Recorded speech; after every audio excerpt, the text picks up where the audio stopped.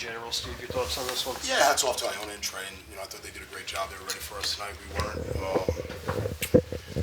Thought they came out ready and, did what they needed to do to get a good win. Playing very good basketball since we played them last time. I think, they went to Quinnipiac, played very well there. Went to Fairfield, played very well there. Came home tonight and played very well against us. So hats off to them. And, we got a quick turnaround, got to get ready. You think the recency in playing them just 12 days ago helped out for them? No, I don't buy that stuff. But, every game has its own identity and takes on a life of its own. Tonight they were the better team. Coach, seemed like Isaiah Washington had a strong game for Iona Point. What did he look like? Why was he tough to stop? I thought he got downhill on us and got us in some rotations. He put us in some closeouts. We didn't stay down on him in certain situations that we worked on. But he's a very good player, so kudos to him. Still 7-6 in the MAC going in their stretch drive, heading into Siena on Sunday. What are you looking for from this group, and how confident are you in what lies ahead? I'm very confident what lies ahead. Now it's just about turning the page on a quick turnaround, getting ready for Siena. I think they're getting ready to tip off now against Ryder. I think going into tonight, they're 10-0 at home, I believe, and haven't lost yet. We'll see what happens in the Ryder game. So we understand the challenge we have ahead of us for Sunday, and that's where all our focus has got to be on a quick turnaround. And you've seen this from Iona before, where when people think they might be dead in the water and out of the woods, they come back and go on this run. What do you see in them that suggests that they might be able to do it again? They have great personnel, and obviously they have very good players. They're a four-time defending champion. They have very good players, and they showed that tonight. How about Crawford's game tonight? 22 points. He seemed to be able to drive inside a couple of times and made the pull-up layups, pull-up jumpers. Yeah, I think the thing for us tonight coming into the game was a big point emphasis on the three-point line. You look at Isaiah Ross's numbers and EJ's numbers and for what they were shooting. I think last two games Ross was shooting 55% at 9 attempts per game. We wanted to take away the three, and they made a lot of twos tonight, and their twos beat us. We did a poor job with Crawford at the high post. We needed to stay down at 15 feet, and we didn't do that. But there's a reason he's preseason Player of the Year. So we have a lot of respect for him. In one of the publications. So we know how good their kids are, and we have a lot of respect for how good their kids are and what they've accomplished. And tonight was their night. That's all. You give them credit, you take your hat off, and you move on. Anything else, guys? Thank you. Appreciate you guys. Thank you so much. For both of you, after losing two games by 23 each, you come back 21, 24, 23, three big wins in a row. What does this say about this group and where it might be headed? We had the same conversation last year. I remember you asking me basically the same question, and I had the same reaction. I think that it could be scary if we continue to get better and continue to fight every game. I think we'll be back where we're supposed to be. Just like you said. Tawan, a couple weeks ago, you had said that you guys have gone on a run before. You can do it again. Do you feel, after three in a row, that this is starting to look like that could potentially be that run? I believe in jinx, so I'm not gonna say it, but I think we're back on track. That's all I'm gonna say. Tawan, is there anything different about February and going into March compared to any other time of the year with this group? Of course. Got this guy right here. He's won 3 in a row, so he's leading. He's telling us basically what it takes, and we're doing a great job of following Isaiah Washington coming into his own, becoming the point guard and the leader of the team. And I'm just hit the co-leader, and I try to be vocal because he's not a very vocal guy, but I feel like that's my job to be vocal and just hold the guys accountable. And I think I do that, and I try to do that as best as I can. So, did the second half at Manhattan motivate you today to really play well? Of course. This game was personal for us. And we said that after that game, we talked about that.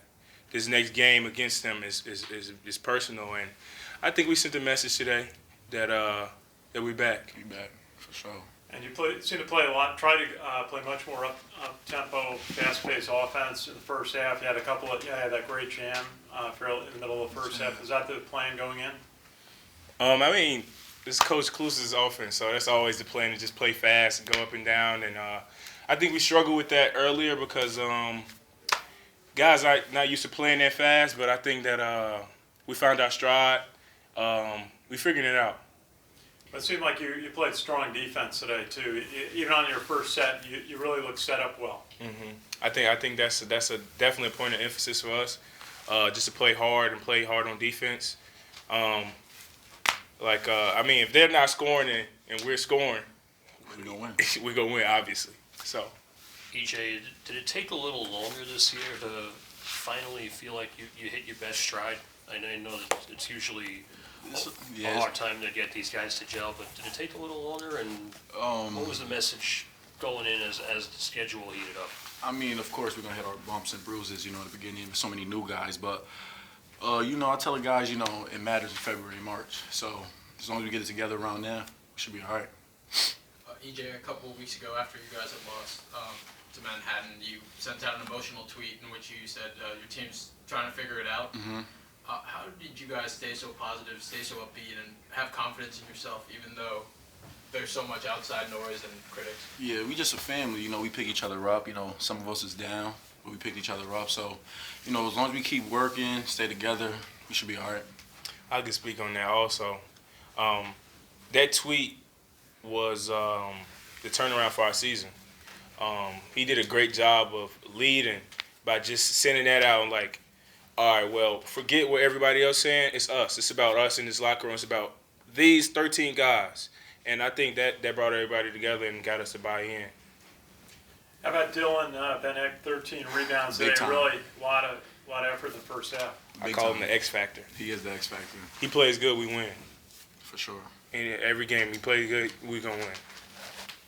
Going off that tweet, did you respect EJ to tweet I out didn't. something like I that? didn't. Just because it's the exact opposite of his personality.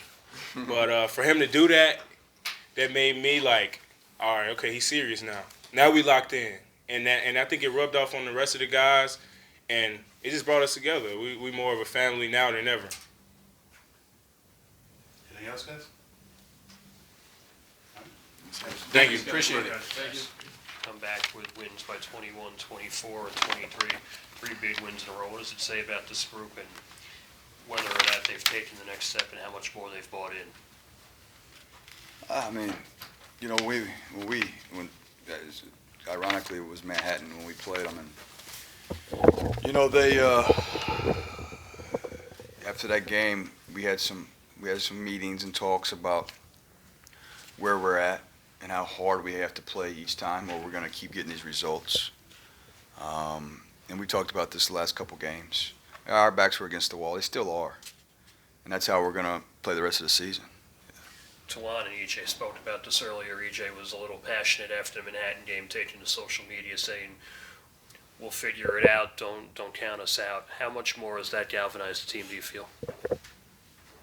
Well, I think that's good for us as a senior, to say that, we're going to figure it out. And it's still, you have to go work to figure it out, though. It doesn't just happen. So I think that that was good that he did that, and some of the guys hopefully rallied around it, and hopefully it continues. Coach, what did you have to do this week to try to build the team's confidence, keep playing the way they did last weekend at Quinnipiac and Fairfield? We just had really hard practices, and I told them the difference between our season earlier in the year is we just got to play harder and do things that impact winning. Saying we made some plays and I took some charges and dove on the floor, and those things impact winning. And say Washington seemed to have tremendous confidence leading your offense today. What did you think about his game today? I thought he did a good job of, he made especially at the end. He didn't turn the ball over a whole lot against their pressure, which is one of our keys, and made some big shots for us down toward the end when they were running and trapping us in the half court. Was the plan to play up-tempo today against Manhattan? We didn't really play up-tempo. We ran on misses, and, we made some shots tonight and got some easy opportunities. And with them pressuring us, it led to quicker baskets than we have had the last weekend. Trey, did you notice maybe it took a little longer for this youth group to gel, but how much more confident are you in their potential down the stretch? I mean, anytime you put a new group together, it always takes time. You know, and it was someone else coaching them and all those things. I mean, there's definitely a curve there for us. But the guys are really bought in. And I told them, you know, hey, we're going to continue to take one game at a time. You know, we're not looking towards the end. We're not looking 2 weeks from now. We're just looking at each day. How can we get better tomorrow to get ready to play on Sunday? Antoine Agee today, very confident making his plays inside, but he still got that fourth foul. You must have been frustrated when you saw that fourth foul in the second half. I mean, it's basketball. You know, he's battling down low. Some of the calls could have went either way. Some guys came off the bench and gave us some good minutes in his absence. And Dylan Vanek, he had 13 rebounds. He really seemed to give you a lot of energy, especially in the first half. He did, and then you know he got in a little foul trouble too. But he did. He got a couple of big rebounds in the second half too when they were making a little run. And you know he's a guy that's got to be an energy, high motor guy all the time for us. Play Marist on Sunday, a team you lost to last month. Is it just right now the team feeling they can make up for those games they lost in January with good performances in February? Well, we always say you want to be playing your best basketball towards the end, you know, mid-February, early March. So hopefully we continue to do, you know, put games together, put practices together, going into, you know, the end of the season. Thank you, Coach.